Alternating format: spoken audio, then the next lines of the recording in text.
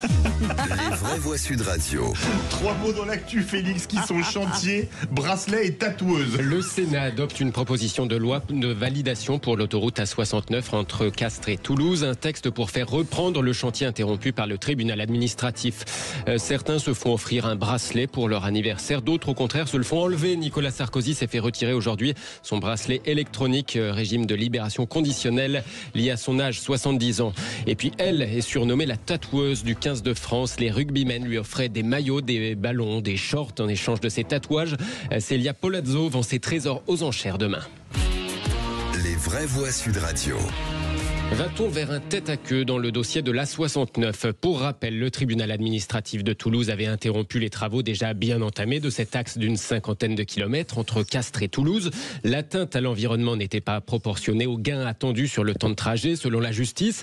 Mais une loi de validation pourrait faire reprendre le chantier. Elle a été adoptée aujourd'hui par le Sénat, texte porté par 2 sénateurs du Tarn, Marie-Lise Housseau et Philippe Folliot, qui plaidaient la cause de cette autoroute ce matin sur Sud Radio. Quand nous voyons un certain nombre de personnes qui sont extérieures à notre bassin d'emploi, qui sont pour nombre d'entre elles extérieures à notre région, qui vivent dans des grandes agglomérations où ils ont déjà des autoroutes, des gares TGV, des aéroports internationaux, tous les moyens de communication et qui sont là pour nous dire ceci n'est pas bon pour vous. C'est totalement inacceptable.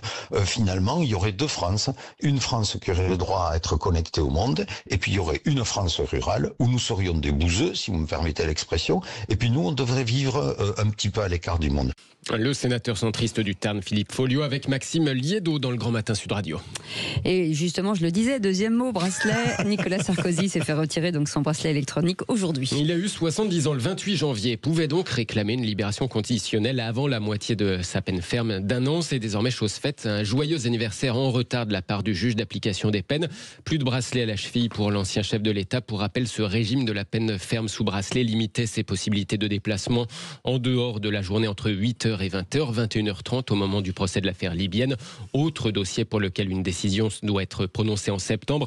Cette peine, en tout cas sous bracelet, faisait suite au procès de l'affaire dite des écoutes. Logique, ce retrait de bracelet. Alors, il y a eu la Légion d'honneur. Là, alors, il faut bien comprendre, je comprends que Nicolas Sarkozy ait voulu bénéficier de cela, mais ce qui me frappe, c'est qu'il avait indiqué à l'origine que jamais il ne demanderait le moindre aménagement. Mais il l'a fait. En bref, l'ancien champion olympique de natation Yannick Agnel sera jugé pour le viol de la fille de son entraîneur. Annonce aujourd'hui du procureur de Mulhouse. Le nageur est soupçonné d'avoir une relation sexuelle en 2016 avec l'adolescente, une relation même plus à long terme, alors qu'il était hébergé chez son entraîneur. Lui avait 24 ans et elle n'en avait que 13.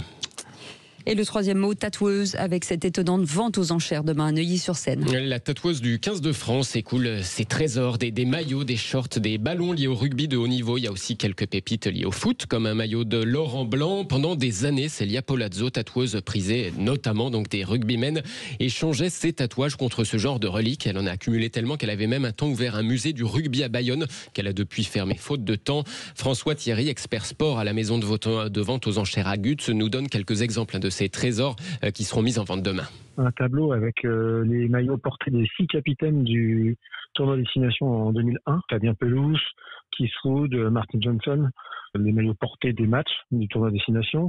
On a Nicolas Brusque qui est venu se faire justement un tatouage dans nos locaux. Il a donné à la tatoueuse et donc pour la vente un maillot de son match contre l'Irlande en 2004, un maillot de France-Irlande. Ils ont fait le Grand Chelem cette année-là. C'est un maillot assez sympa. On a tous les maillots du top 14 de Pro D2, des maillots portés, des maillots joués, des maillots préparés, des maillots signés par les joueurs, dédicacés par toute l'équipe parfois. François Thierry, expert sport, joint chez Agut par Amélie Béguin pour Sud Radio. La vente aux enchères à la maison Agut, c'est donc demain à Neuilly-sur-Seine. 200 objets estimés entre 300 et 50 000 euros. Et encore, c'est qu'une partie des trésors accumulés pendant toutes ces années. Autre actu, on a appris la disparition aujourd'hui d'une figure des journaux télévisés de France Télé. Daniel Bilalion a longtemps présenté les journaux de 13 ou 20 heures d'Antenne 2, puis de France 2. Il assurait pour les grandes occasions aussi et flash spéciaux. Par exemple, quand le Breaking News, c'était pas tous les 4 matins comme aujourd'hui. Madame, monsieur, bonjour. Un télégramme laconique du secrétariat de l'ancien président de la République, monsieur François Mitterrand, annonce à l'instant la mort de monsieur François Mitterrand. Monsieur Mitterrand est décédé ce matin à 79 ans, dans sa 80e année, ce matin donc à Paris. Daniel Bilalian, qui avait ensuite pris la tête du service des sports de France Télévisions, il s'est éteint à l'âge de 78 ans d'une maladie, indique sa famille. Un petit mot peut-être, Éric Revel. Oui, j'ai été très touché par la disparition de Daniel Bilalian. J'ai écouté Gérard Roll ce matin sur CNews. C'est quelqu'un que je connaissais assez bien. Alors, c'était quelqu'un qui n'avait pas sa langue dans sa poche, qui avait un franc-parler. Qui peut-être, quand il a dirigé les sports à France Télévisions, était plus ou moins bien vécu en interne. Mais vous savez, quand vous dirigez un média, quand vous dirigez une entreprise, quand vous dirigez un service, vous n'êtes pas là spécialement, vous êtes là pour prendre des décisions. Alors ça plaît, ça plaît pas, mais moi j'adorais sa voix. Je me souviens que la première fois où je l'ai vu, je le regardais à la télé comme tout le monde, j'ai eu une impression forte. Il dégageait quelque chose, il avait un physique, il avait une voix, on vient de l'entendre. Et puis voilà, il avait des origines modestes. Son père avait fui le génocide arménien, le génocide turc sur la population arménienne. Et je pense qu'il avait gardé tout ça très présent. Et c'est vrai que j'ai été touché par sa disparition. Bon, je le savais malade, mais je ne savais pas qu'il était au bout de sa vie. Et j'ai été aussi très touché par quelqu'un que j'aime beaucoup et que je connais très bien, qui est Gérard Holtz, qui ce matin, comme d'habitude, GG, il a réagi avec son cœur, en étant très touché. Je pense que toute la profession perd quelqu'un de formidable. Je le dis pas parce qu'il est disparu, mais voilà. Et puis je pense aussi à tous ses amis, à Jean-Claude Narcy, à tous les gens de cette génération. Merci beaucoup. En tout cas, merci Félix Mathieu. Allez, vous restez avec nous.